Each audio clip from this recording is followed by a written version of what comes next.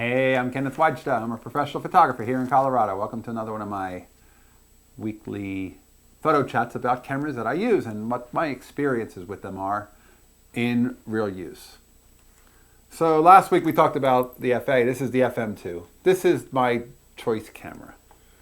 It's a camera that doesn't require a battery for anything but the meter. And if you use Sunny 16, you don't even need it for a meter. You can guess exposure. But this camera has a great viewfinder. I have a 23.5 on it right now. It's like a dream lens for me. I love super wides. And for as small as it is so sure. It is so much a camera I can trust. I've used this as a professional journalist camera my whole photojournalist career, and I always knew that if I had the 0 and plus lit, probably while I wasn't pointing it toward a light or a window, I was guaranteed to get a good negative. And when we were shooting film back in the 80s and 90s, you needed to come back with a good negative. And there's no such thing as, well, I didn't get it. You had to get it.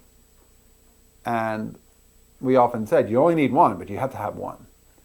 And this camera was guaranteed to get it. And it still is. And I have an MD12 motor drive that works fine, but it makes it big. And if I ever need speed, I have that. And back in the day, I would always use it with that. But right now, because I don't shoot quite as much film as quickly, I don't need that speed. I don't need to bring the motor drive. Now, if I were going out to photograph a protest, I might put the motor drive on it. And it's got hardly anything on it. It's got a shutter speed dial, a rewind crank, and an aperture dial on the lens. That's it.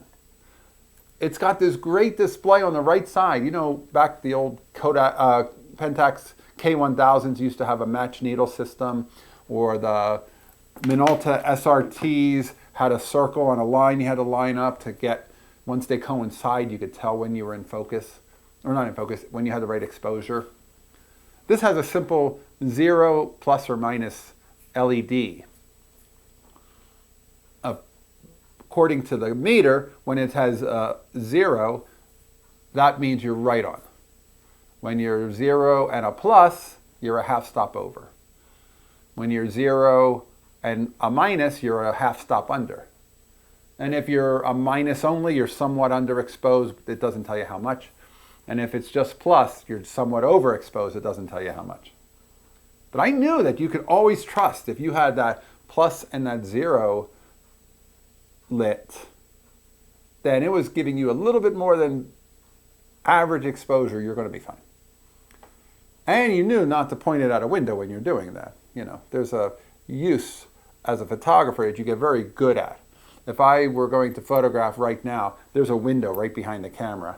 I would definitely point it away from the camera, take a reading, and then make the exposure. Not keep it pointed toward the window, because I know the window is going to fool the meter.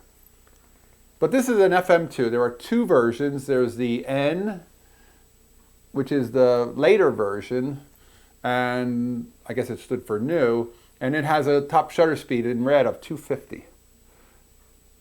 There's a older one that had a top shutter speed of a 200. I think they're both good cameras. But if you're going to buy one and you can find one with the 250, get the 250 because it's a little bit later, so maybe it was used a little bit less.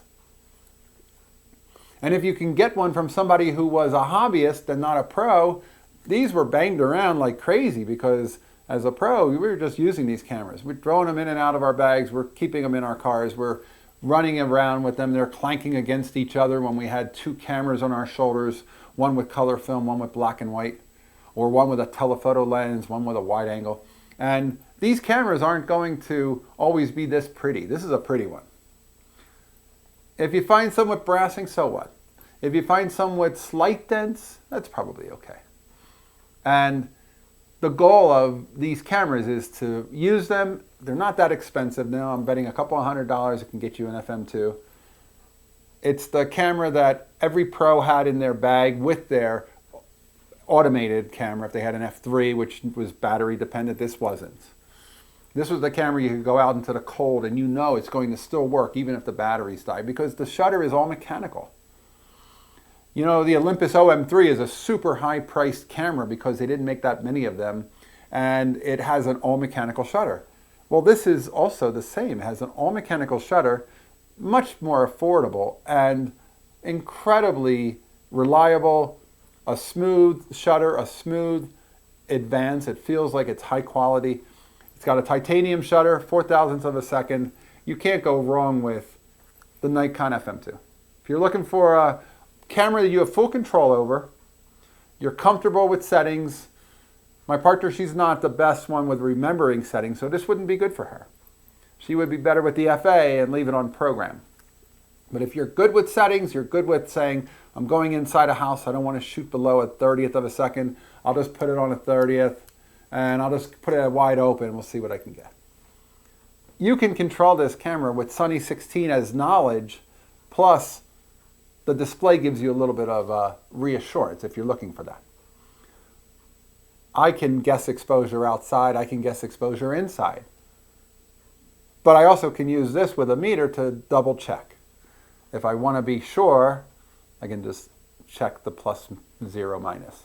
It's got a great meter. I find it to be easier to use as a meter than the LCD meters in the FA or the F3. It has the little round cup for the eyepiece, the same as the FA, that again, it's rubber so it protects my glasses. If you're looking for one, look and see if that piece is there. And if it's not, that's a bargaining chip. You need to get one. They're 10, 20 bucks online. You can replace it. But you can also put diopters in there. They also made diopters for these. And if you had a Leica M3 and you wanted to put a diopter on it, you'll spend $100 to $150 for a diopter that matches your eyesight. You can find diopters for this one for about 20 bucks.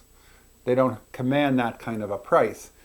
That's a handy thing. I often would do that when I had contact lenses in, or when I didn't want to use glasses, I would have a -2 on here and then I could see perfectly. But I don't want to have to do that. I have to do that when I use a Leica because it has a diopter on it, because I can't see the whole viewfinder with glasses. And this doesn't have a high eye point like a Nikon F3, which with glasses you can see the whole thing. Here I can see mostly the whole thing, but I have to look around a little bit. But it's not bad.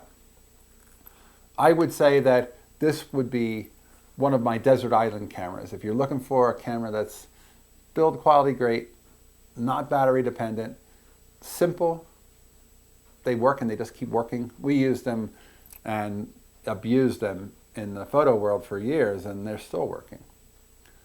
I still have all of those. In fact, this may be one of them. That's the point. They're good cameras that are strong and they all keep working. So use them and use them up, and you can't use them up. That's the beauty. They'll just keep working. All right, that's today's photography talk. The Nikon FM2, highly recommended, top rating, top review, my favorite. Hey, if you're enjoying these, hit the subscribe button. If you can support, hit the Patreon. Thanks so much for all my supporters. I also have some gear available that I started this year. If you go down to the links below, you'll see some shirts and things that say, here's the good light. If you can pick up one of those, that's a huge support for me too. All right, I'll be back next week. We'll talk photography. As always, here's the good light.